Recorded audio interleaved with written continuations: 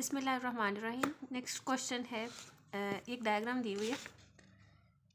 Basically हमने देखना है डायग्राम क्या है। अच्छा, before going in to the details of the diagram मैं एक टॉपिक कराना चाहूँगी, लैक्रिमल ड्रेनेज अपरेटस वाला। जो क्या लैक्रिमल ड्रेनेज का सिस्टम है और इसके अंदर कहीं पे ब्लॉकेज हो रहा है तो हम क्या करते हैं।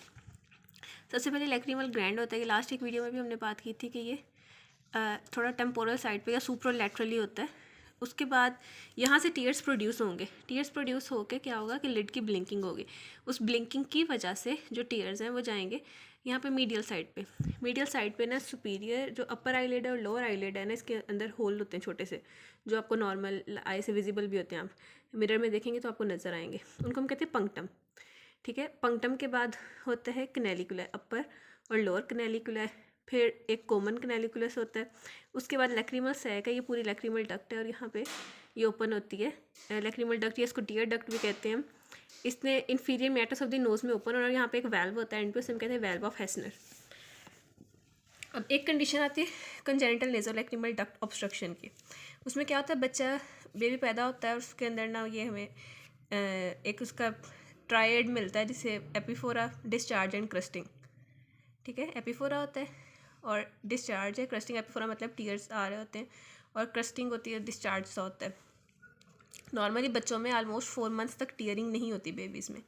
ठीक है, अगर हो रही है तो उसके पीछे कोई अंडरलाइंग वो रीज़न होती है। जैसे उसमें NLD हो सकता है और उसके अंदर वो जो डिफरेंट हैं कि ऑफ्थेल्मिया, नियोनेटोरम हो सकता है। डिफरेंट कंडीशंस हैं, हम इसकी बात कर रहे हैं। अब अगर ना हो जाए कंजेनिटल नेज़ोलैक्रिमल डक्ट ऑब्स्ट्रक्शन है बच्चे को, तो उसमें हम डिफरेंट मेथड्स होते हैं, हमने इसको ओपन कैसे करना है। सबसे पहले तो ना हम डिजिटल लैक्रिमल सैक मसाज करते हैं 6 मंथ से 1 ईयर के बेबी में।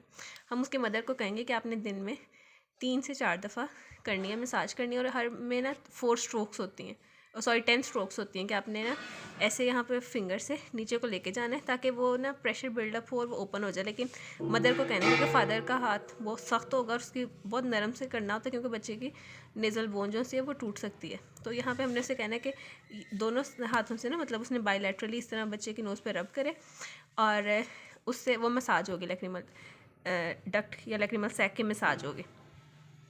उसके बाद हम कहते हैं नेज़ोलैक्रिमल डक्ट की प्रोबिंग।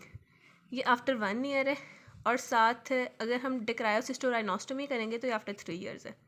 डेक्रायोसिस्टोराइनोस्टमी हम उसमें भी करते हैं अगर यहाँ पे लैक्रिमल वो जो है हमने किया था डेक्रायोसिस्टाइटिस हो जाए, लैक्रिमल सैक में इन्फेक्शन हो जाए, तो उसमें भी हम डेक्रायोसिस्टोराइनोस्टमी करते हैं। इनकी एज इंपॉर्टेंट है कि ये हम 3 साल से पहले नहीं करेंगे, और ये तकरीबन 6 माह से 10 साल का बच्चा होता है ना, या 8 माह से साल का, तो उसमें हम प्रोबिंग करते हैं। और एक इसमें चीज़ होती है सिरिंजिंग। अब ये वाला जो इंस्ट्रूमेंट दिखाया हुआ है ना, इट्स लाइक दिस, कुछ इस तरह का होता है प्रोब, ऐसे, और मतलब जैसे लिप्स की नहीं शेप होती, कुछ इस तरह की इसकी बन रही होती है, और आगे फिर ऐसे ट्यूब सी है। इसे कहते हैं प्रोब। अगर तो आपको कोई इस तरह का इंस्ट्रूमेंट इंसर्ट करते हुए दिखा रहे हैं वो पंक्टम में, तो उसे हम कहेंगे प्रोब है। ठीक है, प्रोबिंग हो रही है। अगर कोई इंजेक्शन होगा, प्रॉपर इंजेक्शन बना हुआ है और वो इंजेक्शन की सिरिंज अंदर लगा रहे हैं, तो वो इट विल बी सिरिंजिंग। ठीक है, अब यहाँ पे जो है वो है, जैसे मैंने आपको बताया कि ये वो स्ट्रेट सी है, स्टिक सी है थोड़ी सी, यहाँ पे इसका हल्का सा बेंड आता है और इस पर ये ऊपर ये लिप्स की तरह का ना शेप बनी होती है, तो ये प्रोबिंग है। ठीक है, और ये देखें आपके उसके लोअर जो पंक्टम है वहाँ पे वो इंसर्ट कर रहा है।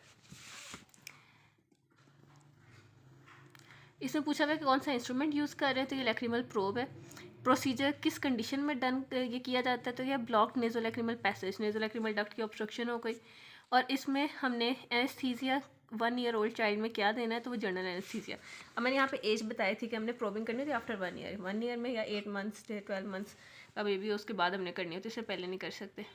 तो ये उन्होंने बता दिया कि 1 ईयर ओल्ड में हम क्या देंगे। जहाँ पे भी हमने यहाँ पे 1 ईयर ओल्ड बेबी है, ऊपर जितने भी हमने अब तक कंडीशंस किए ना, हमने सब में लोकल एनेस्थीसिया दिया था, इधर जनरल एनेस्थीसिया दिया। तो कीप दैट इन माइंड के 1 मंथ का बच्चा, हमने उसको जनरल एनेस्थीसिया देना, क्योंकि वो बच्चा है, उसको जो बड़े हैं वहाँ पे तो आप कह सकते हो कि आपने हिलना नहीं है, कुछ भी। बेबी को आप इस तरह नहीं कह सकते, तो आपने उसको फुल एनेस्थीसिया देना होता है ताकि कोई किसी किस्म की मूवमेंट ना हो। बहुत सेंसिटिव सा होता है कि छोटा सा वो पंक्टम है, उसके अंदर से आपने जाना है, तो उसको हम जनरल एनेस्थीसिया देते हैं। नेक्स्ट है, अच्छा ये वेरी नेक्स्ट डायग्राम वही आ गई, कभी इधर इंजेक्शन की सिरिंज सी नज़र आ गई, तो इट्स सिरिंजिंग।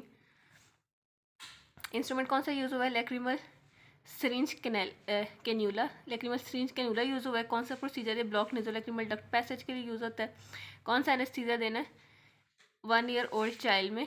इसमें हम दे रहे हैं लोकल टॉपिकल एनेस्थीसिया, बस यहाँ पे भी जनरल एनेस्थीसिया ही देना चाहिए वैसे। तो will go with general anaesthesia plus topical anaesthesia. और इसमें ये सिरिंजिंग के ऊपर हमने प्रोबिंग की बात की है। Next is this one. अच्छा, इस तरह की हमने पहले भी की थी कि जहाँ पे वाइट कोई पोर्शन नज़र आए तो वो थोड़ी ओपेसिफिकेशन या ओपेसिटी सी होती है। अब यहाँ पे इस तरह पता चल रहा है कि ये, अभी मैंने इसका आंसर नहीं देखा बट लाइक इसमें ये ऐसे लग रहा है जैसे आपका लेंस थोड़ा सा आगे पीछे हुआ होता है या नीचे गिरा हुआ होता है। तो इसको देखते हैं, ये सब लग्जेटेड कैटरेक्टस लेंस। अब वाइट ओपेसिफिकेशन थी तो ओपेसिफिकेशन कैटरेक्ट में होती है, और वो कैटरेक्ट वाला लेंस ही सब लग्जेट हुआ हुआ है। तो इसका क्या डायग्नोसिस हो गया? अब ऊपर से जितने पॉइंट्स किए हैं उसमें हमने कहा था वाइट वाला है तो कैटरेक्ट लिखना था, आपको कैटरेक्ट का पता चल गया। अब वो पूरा गोल सा थोड़ा सा हिला हुआ लग रहा है, अपनी जगह से नीचे को आया हुआ लग रहा है, तो वो हो गया सब लग्जेटेड कैटरेक्ट लेंस। ठीक है, और नेक्स्ट मैंने पूछा हुआ कि किस कंडीशन में हो सकता है। Marfan syndrome is a condition जिसमें सब लग्जेटेड लेंस होते हैं। उन्होंने सब लग्जेटेड लेंस की पूछी हुई है कि और कौन कौन सी कंडीशंस हो सकती हैं। ठीक है, तो ये मार्फन सिंड्रोम होता है।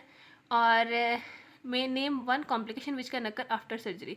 अब सर्जरी के बाद जो हम करेंगे, जो पोस्ट सर्जिकल कॉम्प्लिकेशन है, उसको निमोनिक भी बनाया था हमने कि किस तरह से याद करनी है। उसमें एक तो पीछे जो से अब लेंस था ना, ये आए हैं आपकी, मैंने एक ही शीट पे मुझे लगता है सारी ऑस्पी के डायग्राम्स बना के करवा देनी। ये आए बॉल आ गया आपका, और इसमें ये लेंस था। ठीक है, इसके पीछे जो सारा है वो विट्रस ह्यूमर है यहाँ पे, और आगे एक्वस ह्यूमर है। तो जब लेंस अपनी जगह से डिसलोकेट होता है उसके बाद हम सर्जरी वगैरह करते हैं, तो जो पीछे विट्रस है ना उसका लॉस हो सकता है, उसको डैमेज हो सकता है, या फिर विट्रस डैमेज होगा तो उसकी वजह से जो रेटिना है वो डिटैच हो सकता है।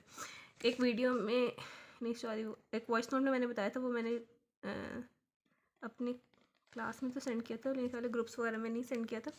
उसमें क्या था कि ये नॉर्मली मैंने बताया था, उसमें एग्जांपल ऐसी थी कि एक बॉल है, उसके अंदर ना या फिर आए इस तरह है कि ये इसके अंदर ना सारा फ्लूइड है, ये फ्लूइड ने ना एक प्रेशर बिल्डअप करके रखा हुआ है, और ये सपोज पीछे करें रेटिना है आपके। ठीक है, अगर ये फ्लूइड लीक आउट हो रहा है या कुछ भी मसला इसको बनता है तो जो रेटिना है ना ये डिटैच हो जाएगा। सपोज ये फ्लूइड यहाँ से ख़त्म हो गया, अब इस जगह पे फ्लूइड नहीं है, जब यहाँ पे फ्लूइड नहीं है तो जो रेटिना ये इधर को पुल हो जाएगा ना, आगे की तरफ को आ जाएगा, क्योंकि उसको फ्लूइड ने ही धक्का दे के रखा हुआ था।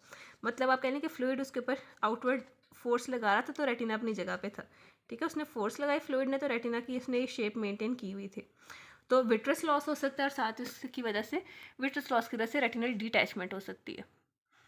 नेक्स्ट है ये स्टेशन,